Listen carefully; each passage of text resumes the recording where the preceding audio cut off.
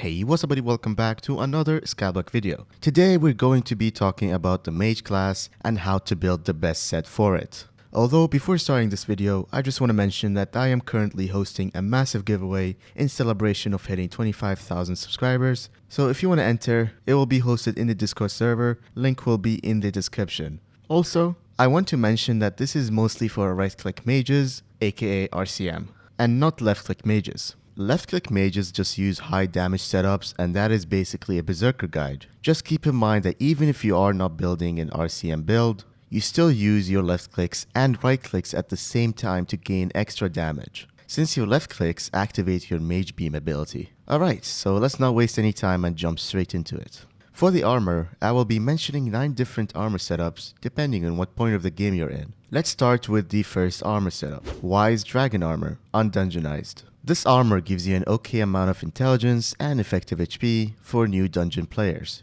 The reason you use this is because you will be Catacomb 0, so you won't be able to use any of the dungeon items, so you just use this to get started. If you find this a bit expensive or you struggle surviving on early game profile, you can also use 3-4 Wise Rotten Armor with Titanic Heavy Chestplate, which has a Catacomb 2 requirement. The second armor setup is Dark Goggles with Zombie Soldier Armor, which has a Catacomb 9 requirement. The Dark Goggles can be bought from the NPC and allows you to do 25% more ability damage to undead mobs, which is most of the mobs in the dungeons. In addition, the armor has good amount of HP and defense, which can be used for players in Catacomb 9 to 13. This is mostly used in lower floors such as floor 2 and 3, although that also depends on the rarity of the armor. If it's legendary, there's a slight chance it can work in floor 4 until you can obtain a better setup. The third armor is Adaptive Armor, which requires floor 3 completion. The full set bonus of this armor is that it gives you 2% more armor stats for every Catacomb level, which obviously means it gets better the higher your Catacomb level. This setup is better than the previous one for damage and effective HP, however, it can be considered expensive for some.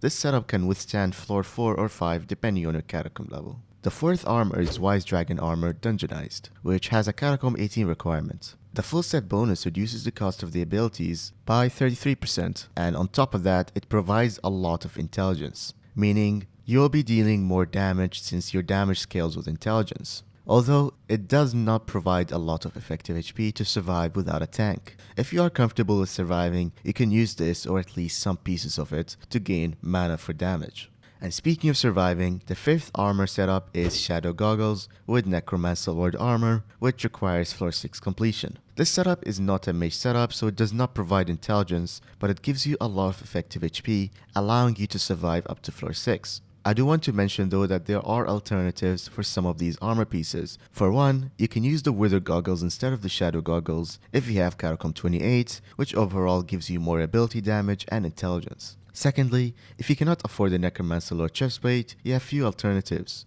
You have either the legendary Super Heavy Chestplate, Tier 9 Perfect Chestplate, Werewolf Chestplate, or Wise Dragon Chestplate. The Super Heavy, the Tier 9, and the Werewolf are all tanky, while Wise Dragon is mostly mana based, so if you don't struggle surviving and can afford the damage, Wise Dragon Chestplate is the best option. Moving on to the sixth armor setup, which is Wither Goggles with 3-4 Wither Armor, which requires floor 7 completion. This setup is also not for mages, but it is a possible temporary setup until you're able to afford upgrading to storm pieces and still surviving. Although I want to mention that the Necromancer Lord leggings and the Wither leggings have the same amount of effective HP. So switching to the Wither leggings is only beneficial if you are doing floor 7, since the Wither armor reduces the amount of damage you take from withers. The seventh setup is Wither Goggles with Golder Chestplate and 2-4 Storm Armor. This setup is pretty much an attempt to even out the damage with the effective HP, with the Golder being the tanky part of the setup. Only use this if you cannot survive with Storm.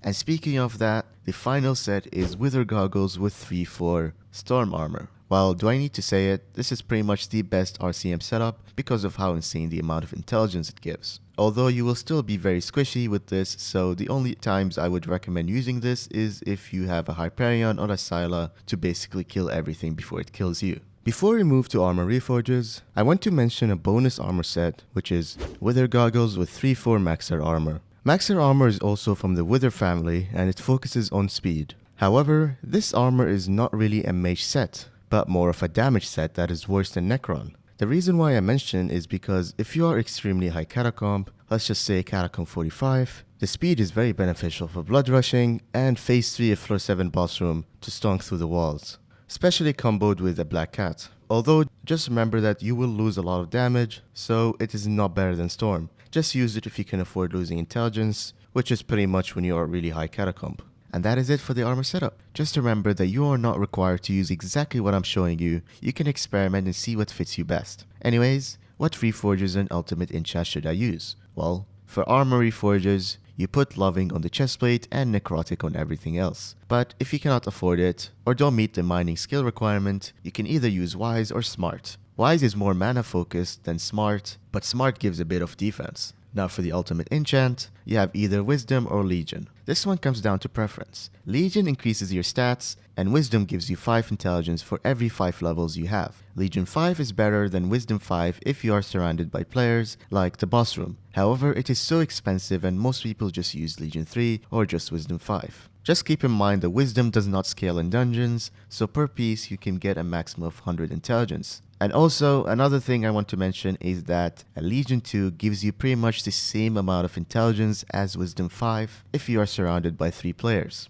And on top of that, since Legion buffs your stats overall and not just intelligence, your other stats will also get increased. Alright, so let's move on to pets now. Finding the best pet for you can be difficult, but hopefully I'll help you decide. The first pet is Guardian. Guardian gives intelligence and defense as base stats and has the ability to zap enemies around you every 3 seconds. Overall, this pet is for early to mid-game players because it gives you some intelligence, but that's about it. The second pet is Sheep. Sheep gives intelligence and ability damage as base stats and has the ability to reduce mana cost of all abilities by a percentage, gives a shield after not taking damage for 10 seconds, and also increases your total mana by a percentage in dungeons. Overall, this is the best pet to maximize your RCM damage, but some people might struggle surviving and might need more effective HP. Therefore, the third and fourth pets are Blue Whale and Baby Yeti. Baby Yeti gives a strength and intelligence as base stats and has the ability to give you defense depending on your strength, while Blue Whale gives a good amount of health and defense because of the ability that gives you 3 defense for every 20 HP. Both are amazing effective HP pets, although Baby Yeti is mostly better for damage classes, so overall the Blue Whale is the best pet for Mage, should be the endgame pet you use.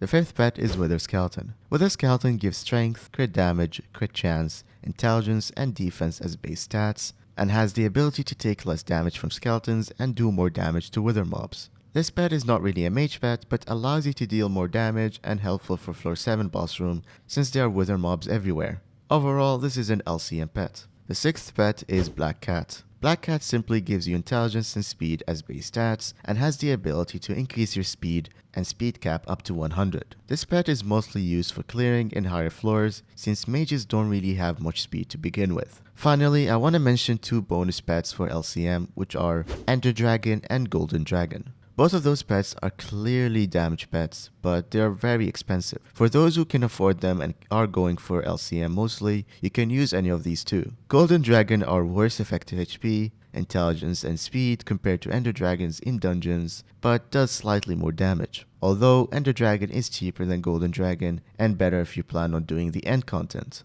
Let's move on to pet items. There's so many pet items and honestly it all comes down to preference, but here are the ones I recommend. Textbook to increase your pet's intelligence by 100%, Spooky Cupcake for an additional 30 strength and 20 speed, Tiger Plushie for 35 attack speed, Miner's Relic for increased pet stats by 33.3%, and Dwarf Telltale Shelmet for no knockback. The Miner's Relic might not be the best option since, for one, it's very expensive and not that good. Although the only time I can think of it being useful for mages is on a sheep pet. As we know, sheep pet has the ability damage as base stats, so with a Miner's Relic it increases your damage by a bit. Just something to think about. Most people end up putting Shelmet though because the knockback is just too much to deal with. Also another one is that the textbook only works on pets that actually have intelligence as base stats. For example sheep, but honestly the 100 intelligence you gain is just not worth it. Although it is still cheap, so see what fits your budget. Anyways, let's talk about weapons now. The weapons I'll be mentioning are Dreadlord Sword,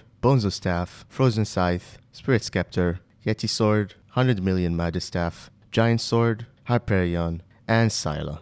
The first weapon is Dreadlord's Sword. This weapon has an ability that shoots the skull and deals an okay amount of damage. Overall, this is a budget one for new players getting into dungeons. It's very cheap and works for entrance and maybe floor 1. The second weapon is Bonzo Staff. This weapon has an ability that shoots balloons and creates a large explosion on impact. This should be the next weapon after Dreadlord. It does more damage and makes clearing a lot easier for early floors. This is probably an early to mid tier weapon, although should not be used past floor 3 or 4. The third weapon is Frozen Scythe. It has an ability that shoots Ice Bolt and deals decent amount of damage.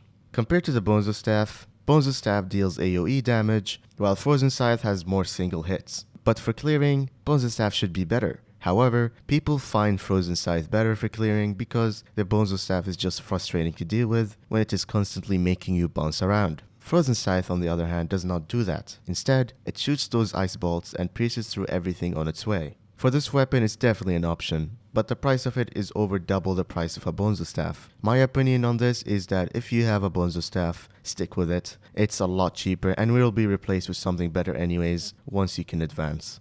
The fourth weapon is Spirit Scepter, which requires floor 4 completion. This weapon shoots guided bats and explodes, dealing good damage. This is a better version of the Bonzo Staff and should be the next weapon after it. It does more AoE damage and overall can be used up to floor 6 possibly. The fifth weapon is Yeti Sword, which has a Catacomb 22 requirement. This weapon throws a chunk of terrain in the direction you're facing, dealing damage to anything it hits. Comparing it to the Spirit Scepter, it is worse for clearing but better for mini-bosses. Using this weapon as a secondary to the Spirit Scepter could be beneficial, but it is very expensive, so keep that in mind. It is basically a budget 100 million Midas Staff. And speaking of that, the sixth weapon is 100 million Midas Staff. It casts a wave of molten gold in the direction it's facing, hitting everything in its path. As I just mentioned, this is clearly better than Yeti Sword in terms of damage. However, from its name, you can already guess it's worth 100 million at least. A lot more expensive than the Yeti Sword, and honestly, this weapon used to be useful for floor 7, but no one will accept you in a party without a Hyperion. Progression wise, it is better to just start in a different class if you plan on doing floor 7, then when you can afford a Hyperion on a Scylla, go Mage. Also, after asking some people about their experience with the staff, they have told me that it is annoying to deal with clearing rooms with the carpet blocking most of the molten gold, and that molten gold blocks your teammates' projectiles, which ends up just griefing your team. Just wanted to mention that, go with what you want after all. My final opinion on it is to just skip this during your progression. Moving on, the seventh, which is more of an LCM weapon, is Giant Sword. Although I did say I would not cover LCM mostly, I just had to at least mention this weapon for people who are planning on going for it. A Giant Sword with the One for All enchant is really good for single hit damage towards mini bosses. It also has an ability that slams the sword into the ground, but it has a 30-second cooldown, so it's definitely not a primary weapon. The eighth weapon is the Hyperion. This weapon is one of the most popular weapons in the game, so you probably already know about it, but when combined with the 3 scrolls, it allows you to teleport, explode, and deal damage to the mobs in a radius. Overall, this is the best weapon for Mage. Deals an insane amount of damage and allows you to clear rooms extremely fast. Oh, and of course, it's really fun to use. The final weapon is Scylla. But wait, if I mention the best weapon in the game for mages, why Scylla is there? Well, the answer is simple. Scylla is also from the Necron's Blade family, but it increases your crit damage and crit chance, where the Hyperion increases your intelligence. The reason why people use this weapon is because of the Wither shield it provides when using the ability, basically healing and shielding you for 5 seconds. If comboed with the Suspicious Reforge, it is extremely good and really helpful. You do lose a bit of damage from the Hyperion, but for some people, it is worth the healing it provides. Anyways, that sums up the weapons. Now for its Reforges. For intelligence, go Heroic. And if you can afford the loss in intelligence and want more LCM damage, go Fabled. Withered also works, but Fabled is better. Also, if you're going for a Scylla, go for the Suspicious Reforge. For the ultimate enchants, on the other hand, there is simply only one good ultimate enchant if you are focusing on RCM, which is the Ultimate Wise. Next up, we have the helpful items. The first and most important item is Ice Spray. This weapon is expensive, but it's actually really helpful for killing fast mobs like Shadow Assassins because it has an ability where it freezes mobs for 5 seconds, giving you time to do as much damage as possible. The second item is the Wand of Atonement. This one heals you for 170 HP per second for 7 seconds. If it's too expensive, you can use the downgraded ones as well. The third item is Florid or Ornate Zombie Sword. The Florid Zombie Sword is the upgraded version of the Ornate Sword and has a good healing ability where it heals you for 168 HP plus 5% of your total health. The fourth item is Plasma Flux, Overflux, or Mana Flux. The Plasma Flux is the upgraded version of the Overflux, and they all give you more strength and increases your regen. The fifth item is Gloomblock, Grimoire. This item has an ability where it heals you for 40% with overflow mana. Personally, this weapon is very helpful for Master Mode, but since most mages won't be needed for Master Mode, a Florid Zombie Sword would be good enough. The sixth item is Gyro Wand. This item has two abilities. The left click ability creates a rift at the targeted locations, 8 blocks in radius, and all mobs in the rift gets pulled to the center for 4 seconds. The right click ability applies the aligned effect to 4 nearby players and yourself for 6 seconds. What aligned does is that it splits incoming damage evenly between all aligned players. Overall, this item is very helpful for killing mini bosses and clearing rooms with its left click ability. In addition, very helpful and necessary for Master Mode 6, but of course, mages won't be in Master Mode unless you're really high catacomb. The seventh item is Withercloak Sword. This weapon is mostly used for its ability where it spawns a veil around you, giving you immunity from all damage. This is probably the most underrated ability in the game. It is extremely helpful for blocking damage that you know is about to come, for example, when countering a Shadow Assassin. In addition, helpful for phase 3 of the floor 7 boss room when jumping on the lava. The final item is Voodoo Doll, which has a Zombie Slayer 5 requirement. This item has an ability where it shoots a few arrows at the target, dealing an amount of damage, and once it hits the target, it slows them down. This item is helpful for most classes, but for mages it's even better because the damage scales with the amount of intelligence you have. Decent secondary item for early game to help you out. And that is it. I hope you guys enjoyed this video. This video took me a long time to make, so I appreciate it if you hit that like button. And if you want to see more Skyblock videos, hit that subscribe button. It would really mean a lot. If we hit 30,000 subscribers before the end of the year, I will be doing a face reveal. So anyways, I'll see you guys next time. Bye.